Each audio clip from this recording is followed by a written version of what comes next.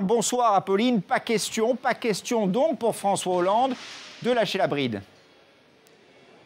Oui, pas question de lâcher la bride et surtout l'objectif c'est la mobilisation. Vous le disiez, c'était un véritable marathon dans ces banlieues, un marathon qu'il a amené de Vaux-en-Velin dans la région lyonnaise jusqu'ici, Aulnay-sous-Bois. Effectivement, un meeting avec un certain enthousiasme. Ça y est, il semble que la ferveur elle finisse bien par monter. François Hollande qui était visiblement heureux de cet accueil puisqu'il l'a dit, je sens cette ferveur monter. Il leur a dit, vous devez prendre le pouvoir, vous devez voter. C'est vous, votre génération ici en Seine-Saint-Denis, un des départements les plus jeunes de France, c'est vous qui devez prendre le pouvoir. Cette région extrêmement importante, vous entendez des ballons qui claquent derrière moi, c'était effectivement une ambiance très festive. François Hollande qui a aussi insisté sur le fait que pour lui, il n'était pas question de faire des banlieues une question à part entière, une question à part du reste de son programme. Il l'a dit, il n'y aura pas de plan Marshall des banlieues. En revanche, il veut que chacun des points de son programme soit bel et bien appliqué et en priorité dans les quartiers populaires. Alors, ne pas en faire un sujet à part, mais pour autant, il en a quand même fait